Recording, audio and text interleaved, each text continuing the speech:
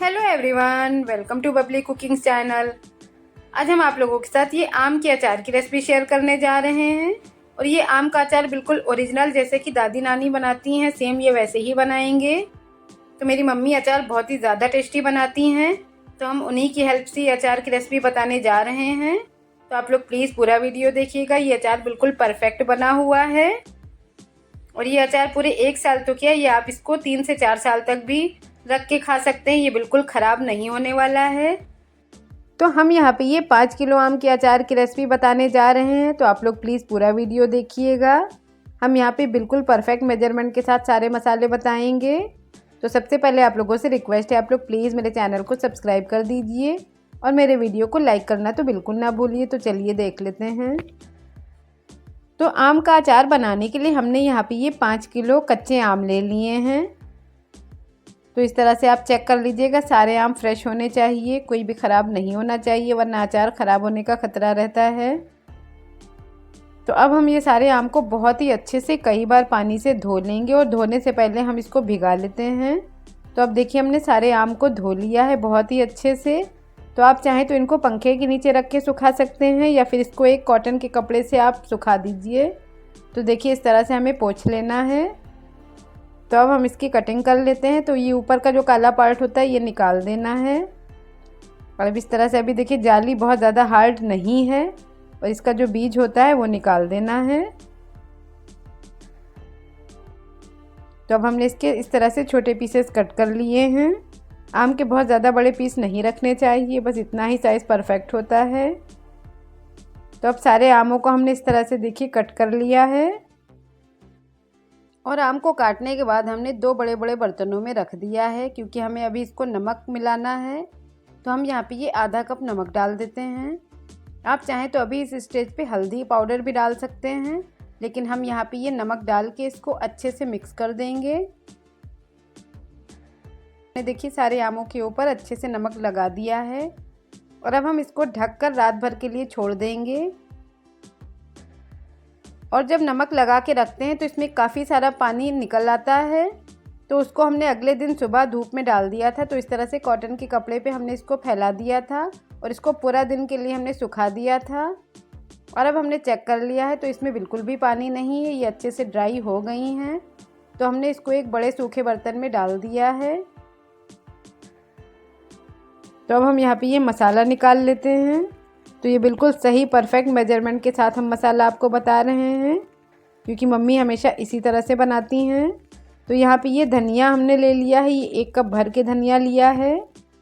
और अब हमने यहाँ पे ये 15 से 20 सूखी वाली जो लाल मिर्च होती हैं वो ले लिया है। और सारी मिर्चों की हमने जो डंडियाँ होती हैं उनको निकाल दिया है। और अब ये 4 बड़े चम्मच भर के हमने मेथी दाना ले लिया है। और 4 बड़े चम्मच भर की जो काली वाली सरसों होती है, जिसको हम राई भी बोलते हैं, वो ले लिया है। और अब ये 3 बड़े चम्मच भर के काली मिर्च के दाने ले लिए हैं, यानी कि ब्लैक पेपर। और 5 बड़े चम्मच भर भर के हमने यहाँ पे ये खड़ा ज़ीरा ले लिया है। और अब हमने यहाँ पे ये 5 बड़े चम्मच भर भर के ये पीली वाली सरसों है वो ले लिया है। ये पीली सरसों किसी भी अचार में डालना बहुत ही ज़्यादा ज़रूरी होता है। और 3 बड़े चम्मच भर भर के ये कलौंजी ले लिया है। और हमने यहाँ पे ये 3 बड़े चम्मच भर के अजवाइन ले लिया है। और सौंफ ले लिया है हमने यहाँ पे ये 5 बड़े चम्मच भर भर के। और हींग ले लेना है हमको 1 बड़ा चम्मच भर के। हींग डालने से काफ़ी अच्छा हो जाता है इसका टेस्ट। और नमक हमने यहाँ पे ये आधा कप ले लिया है। आधा कप नमक हम पहले भी डाल चुके हैं, तो नमक आप अपने टेस्ट के हिसाब से रखिए। तो अब ये सारे मसालों को हम हल्का सा रोस्ट कर लेते हैं। तो सबसे पहले हमने एक कढ़ाई ले लिया है। अभी हमने फ्लेम को ऑन बिल्कुल नहीं किया है। तो उसमें हमने ज़ीरा डाल दिया है, सौंफ डाल दिया है और पीली सरसों डाल देना है हमको। हम यहाँ पे ये मेथी डाल रहे हैं, काली मिर्च के दाने डाल देना है और ये काली सरसों इसको भी डाल देना है। और अभी सूखी लाल मिर्च भी डाल दिया है। अब हम इनको अच्छे से रोस्ट कर लेते हैं। 2 मिनट तक हमने फ्लेम को ऑन कर दिया है और हम इसको बिल्कुल लो फ्लेम पर ही भूनेंगे, क्योंकि मसाला अगर बहुत ज़्यादा भुन जाता है तो उसमें कड़वापन आ जाता है। तो इसलिए आप इसको बहुत ही होशियारी के साथ बस हल्का सा ही रोस्ट करिए। और अब हम यहाँ पे ये धनिया डाल देते हैं। अब धनिया को भी हमें रोस्ट कर लेना है 2 मिनट तक। तो बस हमने अब इसको 2 मिनट तक लो फ्लेम पर रोस्ट कर लिया है। अब हमने गैस को ऑफ़ कर दिया है और इसको हमें ठंडा कर लेना है। तो अब ये देखिए थोड़ा ठंडा हो गया है, तो हमने इसको मिक्सर जार में ट्रांसफ़र कर दिया है और अब हमें इसका दरदरा सा पाउडर बना लेना है। ध्यान रखना है इसी तरह से हमें दरदरा पाउडर बनाना है। तो हमने यहाँ पे ये सारा मसाला पीस लिया है। दूसरे राउंड का भी हमने इसी तरह से दरदरा सा पाउडर बना लिया है और अब इसको हमने एक बड़े से बर्तन में ट्रांसफ़र कर दिया है और एक बार इसको हल्का सा चला देना है हमको। और अब हम इसमें बाकी के मसाले भी डाल देते हैं। जैसे ये अजवाइन हमने डाल दिया है क्योंकि इसको हमने रोस्ट नहीं किया था। कलौंजी के दाने डाल दिए हैं और हल्दी हमने यहाँ पे ये आधा कप ले लिया है क्योंकि हल्दी से ही अचार का कलर काफ़ी अच्छा आता है। तो अब हम यहाँ पे ये कश्मीरी लाल मिर्च का पाउडर ले लेते हैं। हमने यहाँ पे ये 6 बड़े चम्मच भर के लिया है। अगर आप तीखी वाली यूज़ कर रहे हैं तो आप 3 बड़े चम्मच ही लीजिए।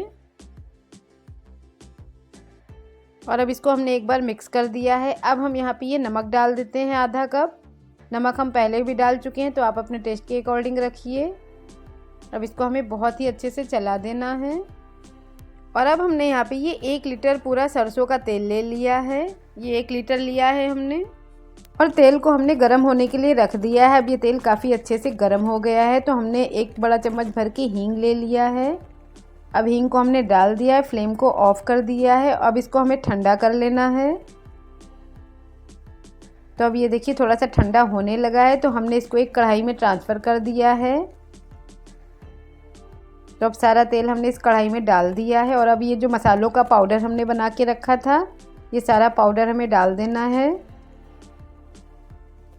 अब इसको चम्मच से अच्छे से हमें चलाते हुए ये तेल के साथ सारे मसाले मिक्स कर लेने हैं। ध्यान रखना है गैस बिल्कुल ऑन नहीं है, बस हम कढ़ाई में इसलिए मिक्स कर रहे हैं क्योंकि हमें ये बड़े बर्तन में ही मसाला मिक्स करना होता है। तो अब ये सारा मसाला हमें ये कच्चे आमों के ऊपर डाल देना है। तो अच्छे से हम ये सारा मसाला डाल देते हैं। तो अब हमने यहाँ पे ये सारा मसाला डाल दिया है। अब इसको एक बार हम चला देते हैं और अब हम यहाँ पे ये गन्ने का सिरका आधा कप ले रहे हैं। गन्ने का सिरका डालने से इसकी लाइफ काफ़ी बढ़ जाती है। आप इसकी जगह जामुन का सिरका भी यूज़ कर सकते हैं या फिर आप वाइट विनेगर का भी यूज़ कर सकते हैं। तो अब ये सारे मसाले और सिरका डालने के बाद हमने इसको बहुत ही अच्छे से चला दिया है और आप देख सकते हैं सारे अचार के पीसेस पे ये मसाला काफ़ी अच्छे से लग गया है। तो अब ये सारा मसाला मिक्स करने के बाद हमें अभी इसको अचार के जार में नहीं रखना है। हम इसको इसी बर्तन में रखते हैं 2 से 3 दिन के लिए क्योंकि मम्मी हमेशा ऐसे ही करती हैं और बहुत ही ज़्यादा टेस्टी अचार बनता है हमारे घर का। तो अब हमने यहाँ पे ये एक बड़ा सा कॉटन का कपड़ा ले लिया है। ये बिल्कुल साफ़ कपड़ा लेना है, सूखा हुआ, और इसको हम चारों तरफ से एक डोरी से बांध देते हैं। ये देखिए इस तरह से हमने इसको टाइट बांध दिया है और अब इसके ऊपर हमने एक बड़ा सा बर्तन ढक दिया है ताकि ये अच्छे से कवर रहे और इसको हम 3 दिन तक धूप में रख देते हैं। और अब हमने यहाँ पे ये कांच की बर्नियाँ ले ली हैं और इनको भी हमने धूप में अच्छे से रख के सुखा लिया था जिससे अचार ख़राब नहीं होता है। और अब ये देखिए 2 से 3 दिन हमने इसको रख दिया है। अब तीसरे दिन हम जब अचार उतार के लाते हैं तो अब इसको अच्छे से चला देना होता है। तो ये देखिए अब थोड़ा सा सॉफ्ट होने लगा है। आप यहाँ पे इसका नमक चेक कर सकते हैं, अगर आपको कम लग रहा हो तो आप और डाल सकते हैं। तो अब हम यहाँ पे ये जो हमने कांच की बर्नियाँ ली थी उसमें अचार को डाल देते हैं।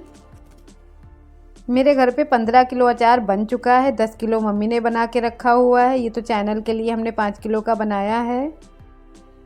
और ढक्कन लगाने के बाद इसको हम 5 से 6 दिन के लिए धूप में रख देंगे। और इसमें भीगा चम्मच कभी भी नहीं यूज़ करना है। आप अचार जब भी निकालें तो हमेशा सूखे चम्मच से ही निकालिए। और 4 से 5 दिन धूप में रखने के बाद ये अचार खाने के लिए बिल्कुल रेडी हो जाता है। ये बहुत ही ज़्यादा टेस्टी बनता है, तो आप लोग ज़रूर बनाइएगा मेरे मेथड से। तो अब ये परफेक्ट अचार की रेसिपी रेडी है। तो आप लोगों से रिक्वेस्ट है, आप लोग प्लीज़ मेरे वीडियो को लाइक ज़रूर करिए और मेरे चैनल को सब्सक्राइब करना तो बिल्कुल ना भूलिए फ्रेंड्स, ये बिल्कुल फ्री होता है। तो आप लोग प्लीज़ मेरे चैनल का सपोर्ट करिए। हम इसी तरह की बहुत ही टेस्टी और इजी रेसिपीज़ लाते रहते हैं। तो फिर मिलते हैं अगली मज़ेदार रेसिपी के साथ, तब तक के लिए बाय।